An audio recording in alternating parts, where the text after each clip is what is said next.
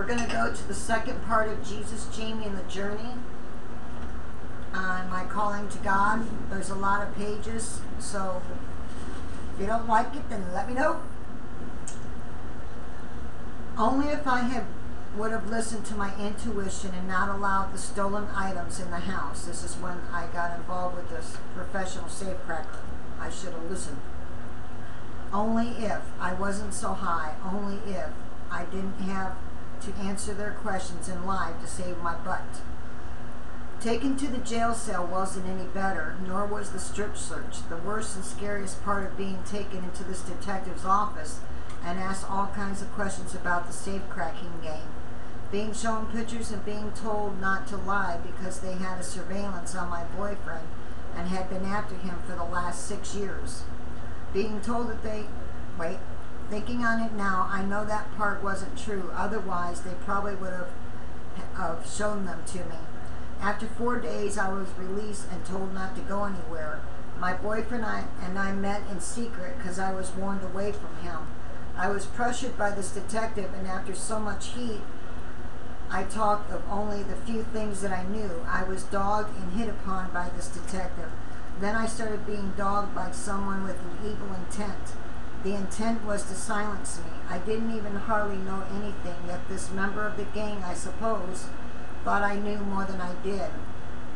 I got introduced to police protection. I got introduced to a different kind of fear, the fear of man. In the end of 1986, I was led up to the stand to be on trial against the man that I had fallen in love with. So many emotions at once, it's enough to make one collapse, to have a nervous breakdown. To look into the eyes of someone you love, knowing that you would get immunity if you testified, and being paralyzed with conflicting emotions and indecision. To look into the seats and see the husband that you were married to while committing adultery with someone else. I looked back into the convicted guy's eyes and knew without a shadow of a doubt that I couldn't do it. Along with this, of course, you know I had to be tested for drugs randomly because I got 5 years probation and a $2,000 fine and a clear warning to stay away from this man.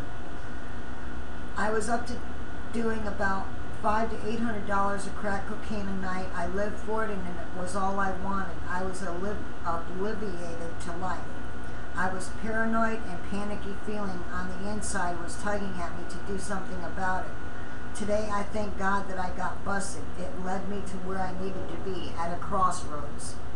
A crossroad from darkness in my heart of not belonging to a light in my heart of belonging, from an emptiness to a strange fullness, from a sizzle to a flame, from not knowing anything to knowing a little of something. I went to my mother's to get away from the cocaine, and while I was there, I got a call from the boyfriend I went to jail with. He wanted me to run away with him to California, but I said no because my children were still there in Texas. I got another call, a different kind of call, a call I knew from within. This call told me to call an aunt of my husband's to see if I could go to church with her. It was an inner pull that I couldn't ignore. I went home with my husband, and I woke the next day. I was in full-fledged withdrawal mode. I was sicker than I had ever been in my life, and my mind told me to stay in bed, but my heart told me to get to the church. As soon as I got to the church doors, the sickness went away immediately. I still didn't know why I was there, yet it felt right, and I knew it was right. The people started to sing to the Lord, and there was a dam that broke within me. I was sorry for all my sins, and I wanted to learn a better way to live. I wanted to be filled with something stronger than I. I knew that I couldn't do it alone anymore. I cried the Niagara Falls, and the pain was so deep within me, I clutched my stomach, and I just couldn't quit. There was an inner transformation taking place. The pastor came and asked me if I was ready to accept the Lord into my heart and let Him teach me. I jumped on it and said yes. I still didn't have a lot of understanding, just this knowing that I was being led toward life and freedom. After this, the pastor asked me to pray with him again, to ask the Holy Spirit to baptize me. I didn't know who the Holy Spirit was, yet again, I just knew the answer was yes. Within no time at all, I was speaking in another language. I couldn't understand what was coming forth. However, I was told that if I woke up in the middle of the night to pray, because I would possibly be praying for someone who needed help far, far away.